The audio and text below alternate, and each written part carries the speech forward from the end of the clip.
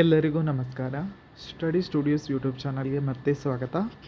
ಇವತ್ತಿನ ವಿಡಿಯೋದಲ್ಲಿ ಕರ್ನಾಟಕ ರಾಜ್ಯ ಸಹಾಯಕ ಪ್ರಾಧ್ಯಾಪಕರ ಅರ್ಹತಾ ಪರೀಕ್ಷೆ KCET ಎಕ್ಸಾಮಲ್ಲಿ ನೀವು ಅರ್ಹತೆಯನ್ನು ಪಡಿಬೇಕಿದ್ರೆ ಕನಿಷ್ಠ ಅಂಕ ಎಷ್ಟು ಪಡಿಬೇಕು, ಎಷ್ಟು ಅಂಕವನ್ನು ಪಡೆದಿರಬೇಕು ಅನ್ನೋ ಮಾಹಿತಿಯನ್ನು ನಿಮಗೆ ತಿಳಿಸ್ತಾ ಹೋಗ್ತೇನೆ. ಮಿನಿಮಮ್ ಕ್ವಾಲಿಫೈಯಿಂಗ್ ಮಾರ್ಕ್ಸ್ನ ಬಗ್ಗೆ ಡೀಟೇಲ್ ಆದ ಇನ್ಫಾರ್ಮೇಷನನ್ನು ನಿಮಗೆ ತಿಳಿಸ್ತಾ ಹೋಗ್ತೇನೆ.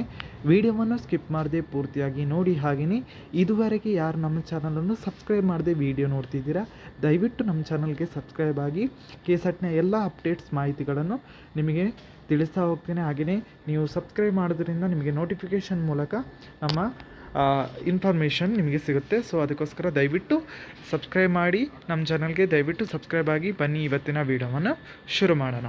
ಸೊ ಕರ್ನಾಟಕ ರಾಜ್ಯ ಸಹಾಯಕ ಪ್ರಾಧ್ಯಾಪಕರ ಪರೀಕ್ಷೆ ಕರ್ನಾಟಕ ಎಕ್ಸಾಮಿನೇಷನ್ ಅಥಾರಿಟಿಯವರು ನಡೆಸ್ತಾ ಇದ್ದಾರೆ. 2023ರಲ್ಲಿ ನಡೀತು, 2024ರಲ್ಲೂ ನಡೀತು. ಸೊ ಇದರಲ್ಲಿ ನೀವು ಪಾಸ್ ಆಗಬೇಕಿದ್ರೆ, ಅರ್ಹತೆಯನ್ನು ಪಡಿಬೇಕಿದ್ರೆ ಎಷ್ಟು ಕನಿಷ್ಠ ಅಂಕಗಳನ್ನು ಪಡೆದಿರಬೇಕು. ಸೊ ಕನಿಷ್ಠ ಅಂಕ ಪಡೆದಿದ್ರೆ ನೀವು ಕಟ್ ಆಫ್ಗೆ ಬರುವಂಥ ಸಾಧ್ಯತೆ ಇರುತ್ತೆ. ಓಕೆನಾ. ಸೊ ಕನಿಷ್ಠ ಅಂಕಗಳು ಎಷ್ಟು ಪಡೆದಿರಬೇಕು. 300ರಲ್ಲಿ ಎಕ್ಸಾಮ್ ಆಗುತ್ತೆ. Total 100 general paper, 200 subject paper ಇರುತ್ತೆ. ಸೊ ಟೋಟಲ್ 300 ಪೇಪರ್ ಇರುತ್ತೆ.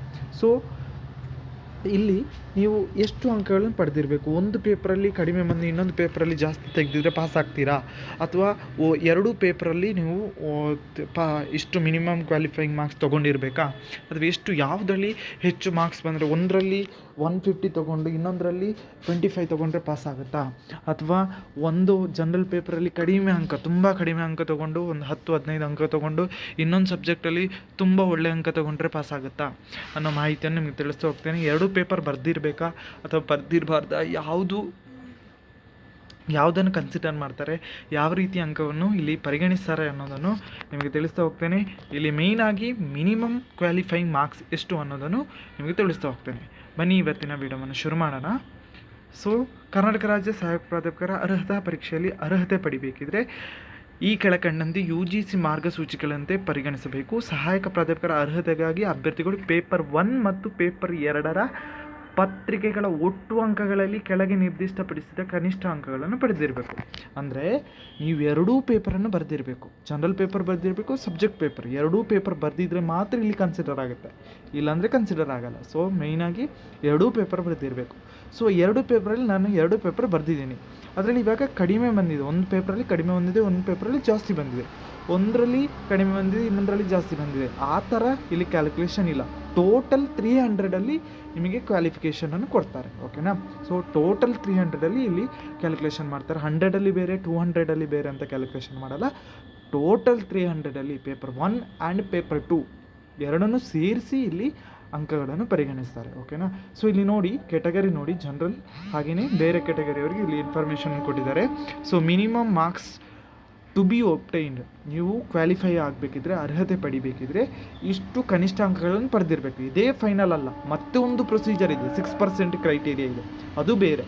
ಸೊ ಮೊದಲು ನೀವು ಪಾಸ್ ಆಗಿದ್ದೀರಾ ಇಲ್ವಾ ಅಂತ ನೋಡೋದಕ್ಕೆ ಜಸ್ಟ್ ಈ ಪೇಪರ್ ಇದನ್ನು ನೋಡ್ಕೋಬೇಕು. ಓಕೆನಾ.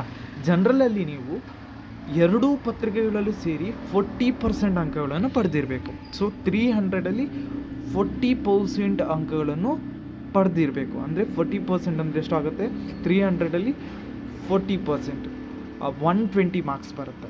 ಓಕೆನಾ. 120 ಮಾರ್ಕ್ಸ್ ಬರುತ್ತೆ. ಹಾಗೆಯೇ 300ಅಲ್ಲಿ ಜನರಲ್ ಅಲ್ಲಿ ನೀವಿದ್ದರೆ 120 ಮಾರ್ಕ್ಸ್ ಮಿನಿಮಮ್ ಆಗಿ ಪಡ್ಕೊಂಡಿರಬೇಕು. ನಂತರ 6% ಕ್ರೈಟೀರಿಯಾಕ್ಕೆ ಕನ್ಸಿಡರ್ ಮಾಡ್ತಾರೆ ನಿಮ್ಮನ್ನು. ಓಕೆನಾ. ಹಾಗೆಯೇ ಬೇರೆ ಕೆಟಗರಿಯಲ್ಲಿ ಕೊಟ್ಟಿದ್ದಾರೆ, SC ST category 1, 2A 2B 3A 3B PWD transgender ಈ ಥರ ಕೊಟ್ಟಿದ್ದಾರೆ. ಎರಡೂ ಪತ್ರಿಕೆಗಳಲ್ಲಿ ಸೇರಿ 35% ಅಷ್ಟು ಅಂಕಗಳನ್ನು ಪಡೆದಿದ್ದರೆ ಮಾತ್ರ ಮುಂದಿನ ಕ್ವಾಲಿಫಿಕೇಷನ್ ಮುಂದಿನ ಪ್ರೊಸೀಜರ್ ಏನಿದೆ ಅಂದರೆ ಅದು 6% ಪ್ರೊಸೀಜರು, ಅಲ್ಲಿ ನಿಮ್ಮನ್ನು ಪರಿಗಣಿಸ್ತಾರೆ. ಓಕೆನಾ. ಇದೇ ಫೈನಲ್ ಅಲ್ಲ, ಇದು ಪಾಸ್ ಆಯಿತು ಅಂತಲ್ಲ ಇಲ್ಲಿ ಕ್ವಾಲಿಫಿಕೇಷನ್ ಸಿಗಲ್ಲ. ನೀವೇನಾಗಿರ್ಬೇಕಂದ್ರೆ ಇದು ಕನಿಷ್ಠ ಅಂಕ, ಇದು ಈ ಅಂಕಗಳನ್ನು ಪಡೆದಿರಬೇಕು. ಈ ಅಂಕ ಪಡೆದಿದ್ರೆ ಮಾತ್ರ ಮುಂದಿನ ಪ್ರೊಸೆಸ್ಗೆ ನೀವು ಸೆಲೆಕ್ಟ್ ಆಗ್ತೀರಾ, ಇಲ್ಲಾಂದರೆ ಇಲ್ಲಿ ಸೆಲೆಕ್ಟ್ ಆಗೋದು ಕಷ್ಟ ಆಗುತ್ತೆ. ಸೊ 40% ಜನರಲ್ ಅವರು ಪಡೆದಿರಬೇಕು. ಅದರ್ ಕೆಟಗರೀಸ್ ಅವರು 35% ಅಷ್ಟು ಎರಡೂ ಪೇಪರ್ ಸೇರಿ ಇಲ್ಲಿ ಅಂಕಗಳನ್ನು ಪಡೆದಿರಬೇಕು. ಹಾಗಿದ್ರೆ ಮಾತ್ರ ನೀವು ಮುಂದಿನ ಪ್ರೊಸೆಸ್ 6%ಗೆ ಸೆಲೆಕ್ಟ್ ಆಗ್ತೀರಾ. ಓಕೆನಾ. ಮುಂದಿನ 6% ಏನು, ಅಲ್ಲಿ ಏನೆಲ್ಲ ಕ್ವಾಲಿಫಿಕೇಷನ್ ಬೇಕಾಗುತ್ತೆ, ಅಲ್ಲಿ ಏನೆಲ್ಲ ಕನ್ಸಿಡರ್ ಮಾಡ್ತಾರೆ, ಅಲ್ಲಿ ಏನು ಪ್ರೋಸೆಸ್ ಇದೆ ಅನ್ನೋದನ್ನು ಮುಂದಿನ ವೀಡಿಯೋದಲ್ಲಿ ತಿಳಿಸ್ತೇನೆ. ಈ ವಿಡಿಯೋ ನಿಮಗೆ ಇಷ್ಟ ಆಗಿದೆ ಲೈಕ್ ಮಾಡಿ, ಹಾಗೆಯೇ ಶೇರ್ ಮಾಡಿ, ನಮ್ಮ ಚಾನಲ್ಗೆ ಸಬ್ಸ್ಕ್ರೈಬ್ ಆಗಿ ಅಂತ ಹೇಳ್ತಾ ಬನ್ನಿ. ಎಲ್ರಿಗೂ ನಮಸ್ಕಾರ.